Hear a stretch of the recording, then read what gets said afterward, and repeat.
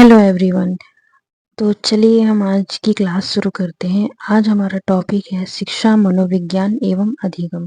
आज हम साइकोलॉजी जो शिक्षा से जुड़ी हुई है उसके बारे में हम जानेंगे कि किस तरीके से मनोविज्ञान शिक्षा में एक मनोविज्ञान शिक्षा में किस तरीके से महत्वपूर्ण है, किस तरीके से मनोविज्ञान की जो दशा है उसको हम जानेंगे और देखेंगे कि इसमें क्या है। अगर आप चैनल पे नए हैं तो चैनल को सब्सक्राइब कीजिए, शेयर कीजिए, वीडियो पसंद आए तो लाइक कीजिए।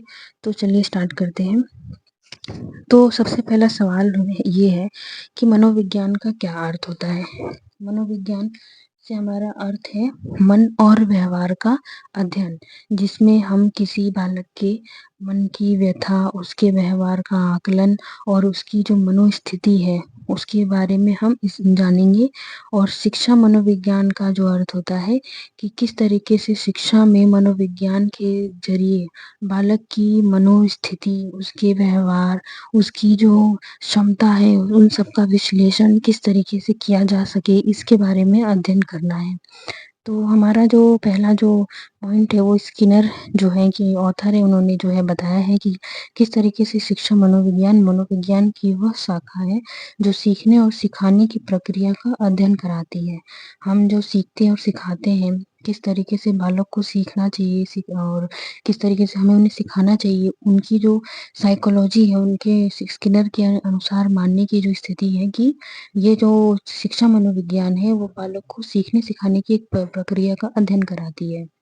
दूसरा है, जिन्होंने कहा है जेम्स ट्रीवर ने, उनके अनुसार शिक्षा मनोविज्ञान प्रयुक्त मनोविज्ञान की एक ऐसी शाखा है जो शिक्षा में मनोवैज्ञानिक नियमों एवं परिणामों के उपयोग से तथा साथ ही साथ शिक्षा की समस्याओं के मनोवैज्ञानिक अध्ययन से संबंध होती है। तीसरा है सेंट्रोक, जो कि उनके अनुसार शिक्षा मनोविज्ञान की ऐसी शाखा है जो शैक्षिक परिस्थितियों में शिक्षण एवं अधिगम के बोध में विभिन्नता दिखलाता है। शिक्षा मनोविज्ञान की ऐसी शाखा है अर्थात मनोविज्ञान नियमों, सिद्धांतों एवं तथ्यों का उपयोग शिक्षा के क्षेत्र में करके बालकों एवं वयस्कों के सर्वांगीण विकास में मदद करता है। तो इस तरीके से हम देखेंगे कि कई हमारे जितने भी ऑथर है उन्होंने किस तरीके से इस साइकोलॉजी को डिफाइन करते हुए समझाया है कि किस तरीके जो एजुकेशन साइकोलॉजी है, किस तरीके से एक बालक को उसकी मनोस्थिति, उसके मन की और व्यवहार के अनुसार उसकी सोचने समझने की क्षमता, उसकी जितनी भी एक्टिविटी है उन सब का आकलन करके उसके सर्वांगीण विकास में मदद करता है। शिक्षा मनोविज्ञान बालकों के मानसिक यानी कि मेंटल, शारीरिक एवं नैतिक क्षमताओं को निर्धारित करके तदनुसार उसकी उचित शिक्षा की व्यवस्था करने में सहायता पहुंचाता है। ये शिक्षा साइकोलॉजी जो कि शिक्षा मनोविज्ञान को जानना इतना ज़रूरी है, तभी हम बच्चे के व्यवहार, उसके मन की स्थिति, उसकी योग्यता, उसकी क्षमता का आकलन करके हम उसे एक सही दिशा प्रदान कर सकते हैं। हम जान सकते हैं कि उसको किस चीज़ की आवश्यकता है। इस तरीके से हम उसकी हर उस समस्या का समाधान भी कर सकते हैं जिसमें उसको सीखने में सुविधा हो। और फिर देखेंगे कि शिक्षा मनोविज्ञान बालकों की विभिन्न क्षमताओं का सिर्फ मापन ही नहीं करता बल्कि उनके समुचित विकास से अनुकूल शिक्षा के लिए एक तरह का परामर्श भी देता है।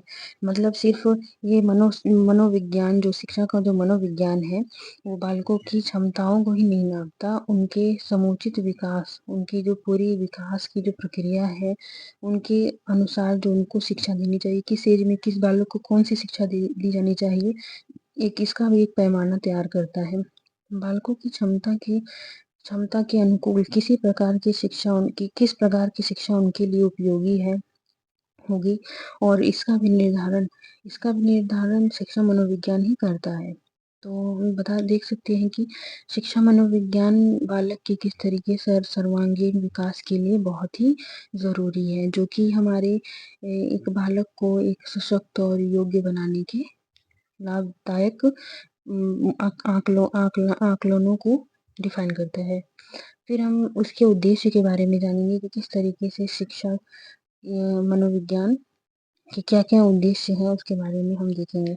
शिक्षा मनोविज्ञान का एक प्रमुख उद्देश्य शिक्षकों को शिक्षा संबंधी आवश्यक मनोवैज्ञानिक तथ्यों से अवगत कराकर उनके कार्यों में सहायता प्रदान करता है, जिससे वे शिक्षार्थियों को विकास के पथ पर निर्देशित कर सके। शिक्षा मनोविज्ञान के विशिष्ट उद्देश्य निम्नलिखित हैं।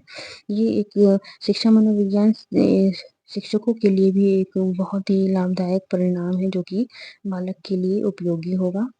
जैसे कि शिक्षकों की सहायता करता है। अगर हमें पता होगा कि बच्चे को किस चीज़ की आवश्यकता है, तो वो हम उसको प्रदान कर सकते हैं। उसको कहाँ किस फ़ील्ड में समस्या आ रही है, उसको उसके लिए हम उसको सुझाव दे सकते हैं, उसकी हेल्प कर सकते हैं। तो ये जो साइकोलॉजी है एजुकेशन साइकोलॉजी शिक्षकों के लिए भी बहुत ही उपयोगी है। जैसे इसमें शिक्षकों की सहायता करना, शिक्षा मनोविज्ञान का प्रमुख उद्देश्य शिक्षकों को अपने कार्यों में मदद करना होता है। इस संदर्भ में शिक्षा मनोविज्ञान के उद्देश्यों को इस प्रकार समझाया जा सकता है। जैसे शिक्षा मनोविज्ञान शिक्षकों में शैक्षिक समस्याओं के प्रति उचित मनोवृत्ति उत्पन्न करने में मदद करता है। अब जैसे एक सही तरीके से एक एजुकेशनल प्रॉब्लम के प्रति जैसे भी उनकी समस्या है, पढ़ाई-लिखाई से संबंधित जितनी भी उनकी उन बच्चों में समस्याएँ आ रही हैं, उनको समझ ये जो साइकोलॉजी अगर एक शिक्षक के ध्यान में रहेगा, उनको ज्ञान रहेगा, बच्चों की मनोदिशा, मन के व्यवहार पर उनकी पकड़ रहेगी, तो बच्चों की समस्या वो समझ के उनकी समाधान के लिए प्रायोगिक रहेंगी। दूसरा जो है कि शिक्षा मनोविज्ञान शिक्षकों को शिक्षार्थियों के व्यवहारों में समुचित परिवर्तन के लिए एक वातावरण तैयार करने में मदद करता है। शिक्षा मनोविज्ञान से शिक्षकों को उनके शिक्षार्थियों के व्यवहार में एक सही उसके व्यवहार में एक परिवर्तन करने के लिए एक रास्ता तैयार करता है। तीसरा जो है शिक्षा मनोविज्ञान शिक्षार्थियों के व्यवहारों को सहानुभूतिपूर्वक समझने में मदद भी करता है। शिक्षार्थियों की कमजोरियों तथा असफलताओं को समझने तथा उनकी उपचार संबंधी सिफारिशें करने में शिक्षकों को शिक्षा मनोविज्ञान काफ़ी मदद करता है। फिर है शिक्षा मनोविज्ञान द्वारा शिक्षक उन सामग्रियों को सही ढंग से संगठित कर पाते हैं, जिनको उन्हें शिक्षार्थियों को देना होता है। अब शिक्षकों को अपनी सही भूमिका निभाने में शिक्षा मनोविज्ञान विशेष रूप से मदद करता है। और बालकों के बीच व्यक्तिक विभिन्नता को ध्यान में रखकर निर्देश कार्यक्रम बनाने में शिक्षा मनोविज्ञान शिक्षकों की काफ़ी मदद करता है। एक तरीके से ये शिक्षकों के लिए बहुत ही ज़रूरी है कि बच्चों की साइकोलॉजी, ह्यूमन टेंडेंसी उनकी जो भी है वो समझ के उनके अनुरूप कार्य करें, तो ये बालक के लिए बहुत ही ज़रूरी और सही होगा। फिर है हम देखते हैं ना इसके मनोविज्ञान के द्वारा शिक्षक अपनी सीमाओं को खुलकर समझ पाते हैं तथा उनके निदान संबंधी कदम उठाने को तत्पर हो जाते हैं। जैसे कि उनको क्या ऑर्डर देना है, क्या निर्देश देना है ना? उचित पाठ्यक्रम कैसे तैयार करना है, कौन से बच्चे के लिए किस तरीके का पाठ्यक्रम होना चाहिए, कितना वो पढ़ पाए, कितना वो समझ पाए, उसकी कितनी क्षमता है ना? उचित व्यावसायिक निर्देशन प्रदान करना, है ना? उचित अध्यापन विधि प्रस्तुत करना कि किस तरीके से कौन से मेथड से कौन सा तरीके अपनाकर बच्चों को सिखाया जा सके, जैसे कि कुछ एक्टिविटी करवा के, कुछ आर्ट कला इन सब के माध्यम से, कुछ पेंटिंग वगैरह करा के, जैसे डिफरेंट टाइप की एक्टिविटी करवा के बच्चे को समझाया जा सकता है।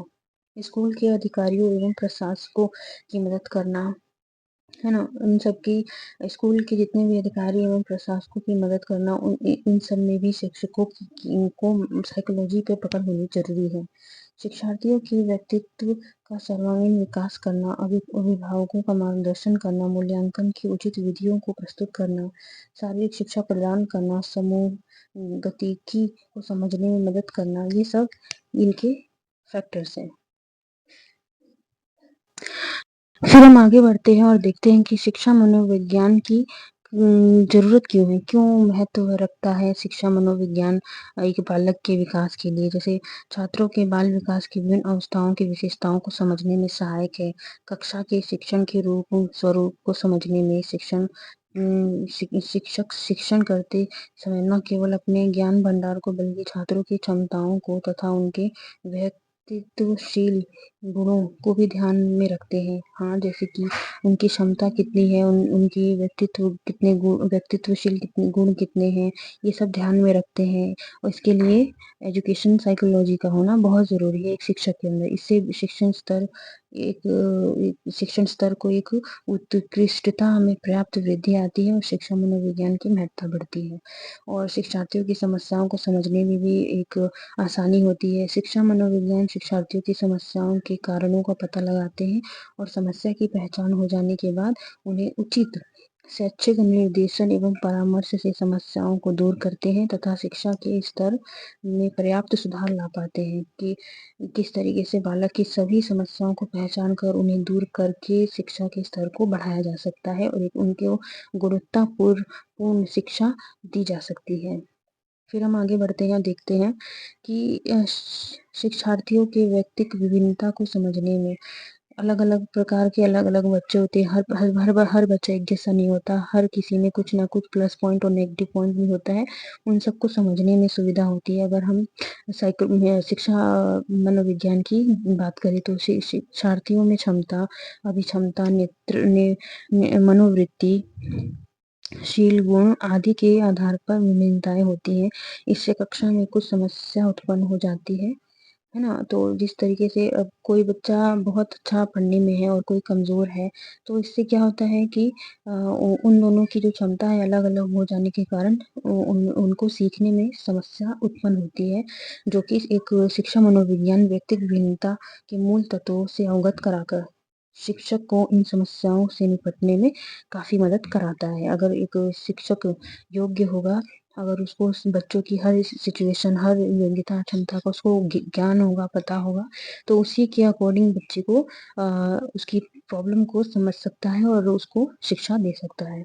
तो यहाँ पे दिया है कि शिक्षार्थियों में घनात्मक मनोवृत्ति के विकास में जब शिक्षार्थियों में उत्तम मानसिक स्वास्थ्य विकसित होता है, तो वे पाठ के प्रति, शिक्षकों के प्रति, अपने साथियों के प्रति एक धनात्मक मनोवृत्ति विकसित कर लेते हैं। और जैसे इसका कहने का मतलब है कि अगर बच्चे सकारात्मक दृष्टि रखेंगे और पढ़ाई के प्रति अपनी लगन निष्ठा रखेंगे और अगर शिक्षक उनको सही दिशा प्रदान करेगा तो वो एक सही दिशा में आगे बढ़ेगा, पाठ के प्रति, शिक्षकों के प्रति, अपने साथियों के प्रति और एक पॉजिटिव माइंडसेट के साथ विकसित होगा। प्रभावी शिक्षण विधियों की पहचान में ये शिक्षा मनोविज्ञान ज़रूरी है, पाठ्यक्रम के निर्माण में ज़रूरी है, समूह गतिकी को समझने में ज़रूरी है। जैसे ग्रुप एक्टिविटी होती है, उसको समझने में किस तरीके से सहयोगपूर्ण कार्य को कर सकें, इसके लिए ज़रूरी है। अपवादात्मक बच्चों की शिक्षा के लिए मार्गदर्शक प्रदान करने में ज़रूरी है।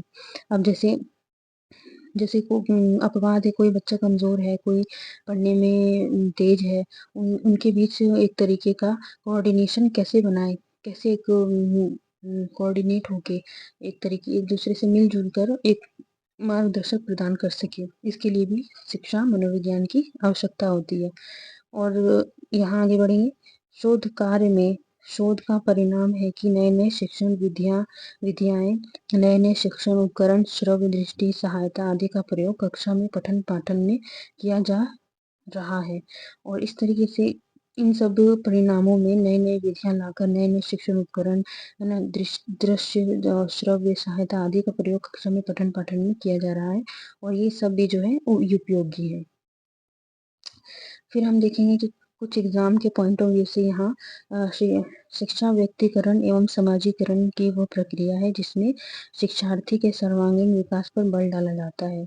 और यहाँ पे इस एक जो भी पॉइंट है जिसमें किस तरीके से एक शिक्षा व्यक्ति के विकास के सामाजिक के पहलुओं को किस तरीके से उसके सर्वांगीण विकास पर बल डालता है। फिर है शिक्षा मनोविज्ञान की एक प्रमुख शाखा है जो सीखने सिखाने की प्रक्रिया का अध्ययन करती है। शिक्षा मनोविज्ञान शिक्षा में मनोवैज्ञानिक नियमों एवं परिणामों का उपयोग कर शिक्षा की समस्या का समाधान करने की कोशिश करता है। अब आधुनिक शिक्षा मनोविज्ञान के इतिहास में एल थॉर्नडाइक तथा जे.एम. कैटल के नाम विशेष रूप से उल्लेखनीय है। किस तरीके से उन्होंने एजुकेशन साइकोलॉजी को ढंग से समझा और उन्होंने किस तरीके से कॉन्सेप्ट्स दिए बच्चों की विकास के प्रति। फिर है शिक्षा मनोविज्ञान का कार्यक्षेत्र काफ़ी विस्तृत है। इसमें शिक्षार्थी लर्नर सीखने की प्रक्रिया का स्वरूप, नेचर सीखने की परिस्थिति, लर्निंग सिचुएशंस, मापन एवं मूल्यांकन, मेजरमेंट एंड इवोल्यूशन, निर्देशन तथा मानसिक स्वास्थ्य आदि का विशेष रूप से अध्ययन कर शिक्षा को अर्थपूर्ण एवं लाभप्रद बनाने की कोशिश की जा सकती है। तो यहाँ हमने फ्रेंड्स देखा कि किस तरीके से एक एजुकेशन साइकोलॉजी बच्चों के उनकी पूरी ज़िंदगी को किस तरीके से एक सही दिशा प्रदान कर सकती है और किस तरीके से ये हेल्पफुल है। तो हमारा वीडियो यहीं तक था, क्लास यहीं तक थी। तो अगर आपको वीडियो अच्छा लगा हो तो लाइक करें, शेयर करें और चैनल पे नए हैं तो सब्सक्राइब करें, फॉलो करें। Thank you. जय हिंद।